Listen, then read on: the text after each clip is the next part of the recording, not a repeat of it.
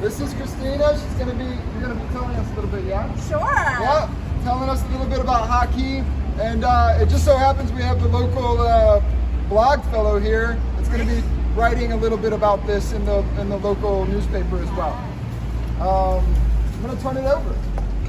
Well, welcome everybody. I'm so glad you're out on this gorgeous day biking. As you know, the food scraps will decompose and become what we call black gold, which is that rich compost, thanks to Gil and Big Reuse and the entire team. However, when the city during the pandemic stopped all food scrap drop-off collection, we weren't sure what to do. So folks like locals named Danica and other locals here created a compost collective to handle it ourselves and plan and figure out what to do. So you'll see Haki Compost Collective on Instagram, please follow. And basically, Danica and team reached out to the Lenape Center and the Lenape tribe and asked what our name could be. So Haki means earth, ground, and soil, and we're all volunteers, and we were happy to be the first ones back with our great partner Big Reuse, and they said the reason is they knew we could handle it. You guys have any questions? How much do you do every week? Well, the numbers are going up, and you're 129. I have a question for you. Oh, okay, just a minute. Question. Flour, yes. Yes, not the plastic. Yes. Excellent. So we are here to educate and to collect, and then we give away the compost every Saturday so that people can make the connection between the food scraps decomposing and becoming this beautiful, beautiful black gold compost. So we also encourage people to take off their stickers, and Volunteer Virginia made this to help out. And then we have a yes, no to help everybody. Thank you. You're number 130. Woo.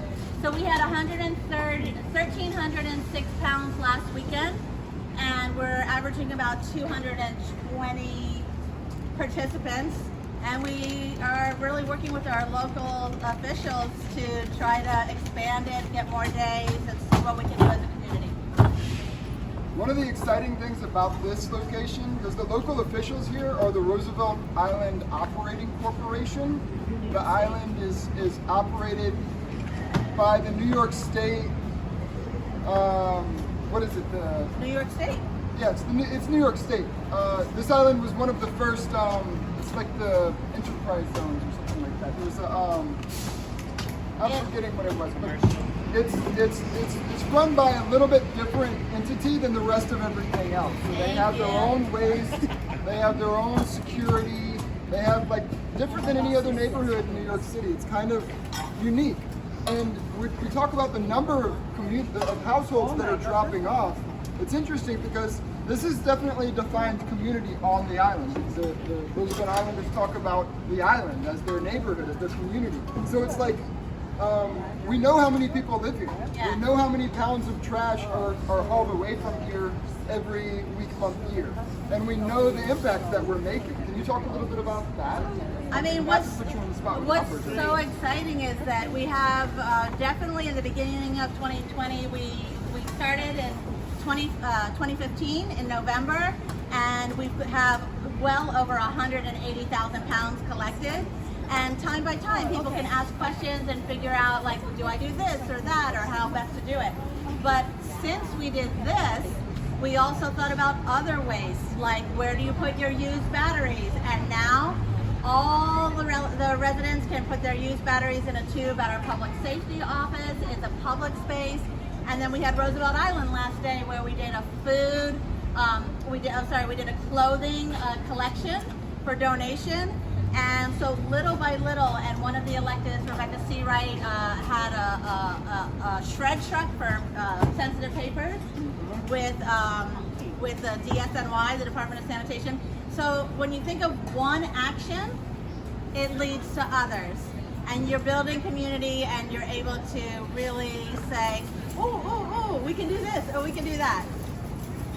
we provide at Big Reuse, we provide the service to pick up these bins. I used to actually come, set these bins up every morning, and then we had a weird schedule. It was like every other week I would staff the food scrap drop-off here. I would answer questions like, can I compost this almond flour? Like, is this compostable bag okay? How about these compostable K-cups? Stuff like that. I was actually here and could answer those questions. After the shutdown in March 2020, there was nobody doing this work, and folks on the island actually stepped in and started doing, they stepped up and they were composting. Can you talk a little bit about that interim time between March and September of last year when Big Reuse was not supporting you, when the city was not supporting the community composters here on the island? Well, there's an amazing local named Anthony Longo, and he's co-founder with his son, Anthony Longo Jr. of Green Roosevelt Island Neighbors. And he really says that was a time for us to plan. So we got together with Danica, who had done the compost, for Grow NYC back in the day, and we sat around the community garden with other gardeners, and we're like, what can we do? What can we do? So we still were doing a small collection, but we didn't have the capacity. So we wrote letters to the elected, and we thought, wouldn't it be great if we just had an initiative, which became Haki Compost Collective, that could really support these efforts all around. So it was planning for us, and then being ready, and also the advocacy. We need our food scrap drop-off because of all the things we do, recycling, using more of our stuff, upscaling. You can be sure this banana peel breaks down and becomes this compost for your gardens, your tree pits, and everything that you plant, even for your house plants. So this is sure that your individual action actually is becoming this. So guaranteed, and that's a really good feeling, and young at heart can get into it and understand it and want to do it. And just last week we had Nate and Hilla performing. They were singing the compost song, and we just had a wonderful neighbor say, I never composted, I heard Nate and Hilla, and now I dropped something off. Really awesome. Yeah. You have to have no We, no.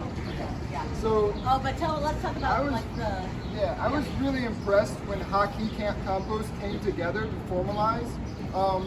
And as well as the story of Pug, the North Brooklyn Compost Project, the Nurture PK, all these groups. Jackson J.H. Scraps was already doing it. The Urban Farm on Randall's Island really stepped up in big ways to support those folks in that time.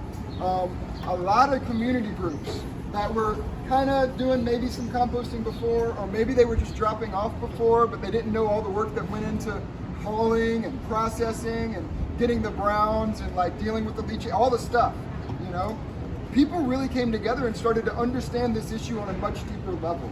One of the really interesting things that Haki Compost did was they actually went to the Lenape Center and they spoke to the indigenous peoples, and they were like, we want to handle the earth on your land. We recognize that this is unceded territory. We might call this America, but this is indigenous land that we stand on. And they have a really beautiful land acknowledgement. We don't have it right now to read it, but I regret that I didn't start this morning with the land acknowledgement. I usually try to start all of my events with the land acknowledgement. So I will say right now that we are on Lenape, the Narce land, and the indigenous peoples of this place have been largely displaced by colonialism and lots of different things that have happened over time. And while a lot of those people are not here, there are a lot of indigenous people from other parts who have been displaced from other places that are here right now. There are a lot of people who are actively taking care of this land. And I acknowledge those people who came before us, who were stewards of this land before the settlers arrived, before colonization of the Americas, of Turtle Island. I acknowledge the elders, I acknowledge the people that are here, and I acknowledge those who will come in the future that will steward this land. And one of the reasons that I give these tours and that I'm so involved with composting is I believe that it is all of our responsibilities to steward the resources that we've been given and to make the land better for future generations. We cannot do sustainable anymore. We have to be regenerative. And that's a concept that is like basic. It's a basic understanding. There's a basic call to consciousness that was written by the Haudenosaunee Nation, and I encourage people to read it. But as we move forward with this tour and every step of our lives, we need to acknowledge the work that has come before us. And we need to understand what we're building on. And if we're not building, then we might just be tearing something down without even understanding that. So doing research and understanding these things is really important.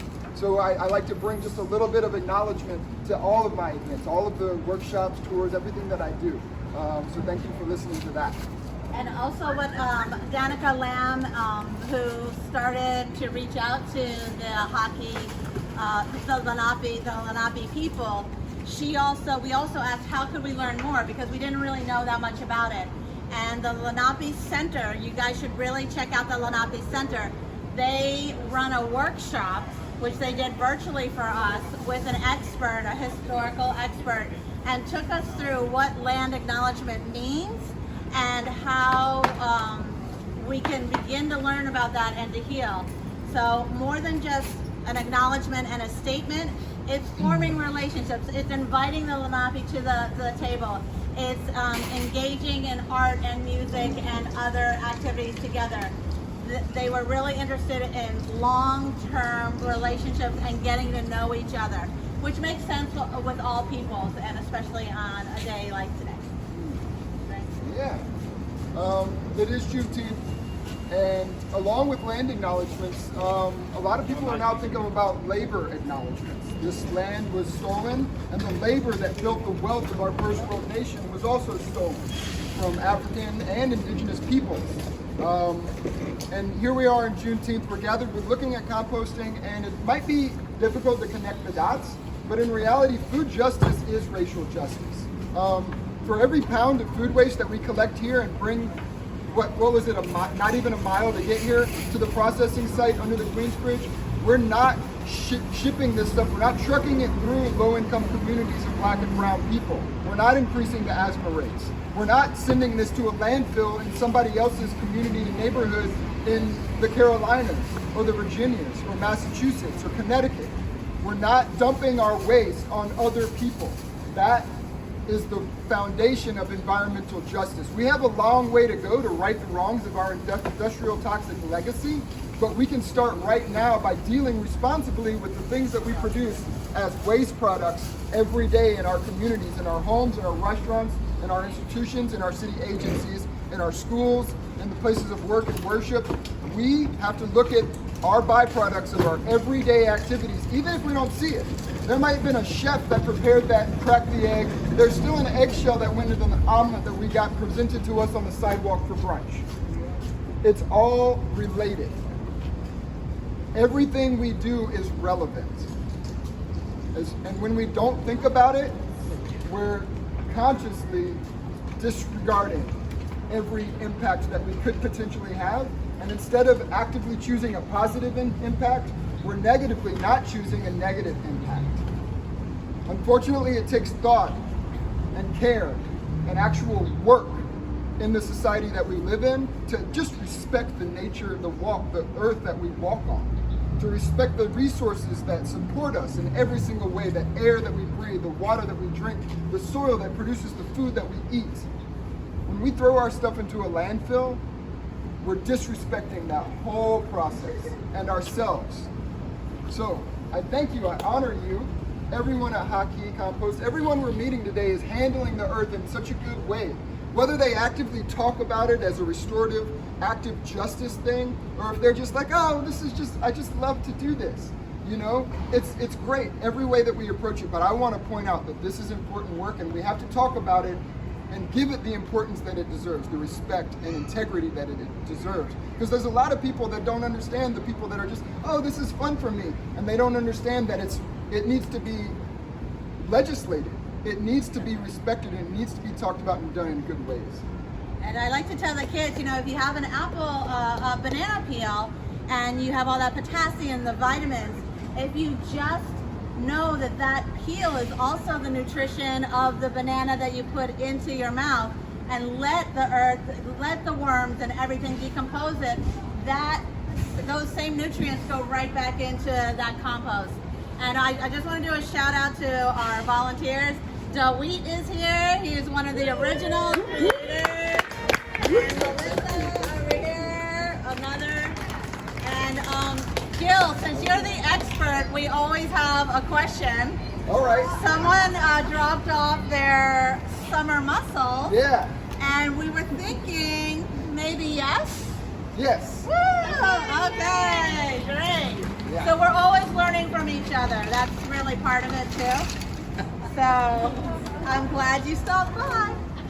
Yeah. What's up with these? We talk about the comically large Yeah, tubes yeah, yeah. and like why Roosevelt Let me is a take little a picture special. of everyone.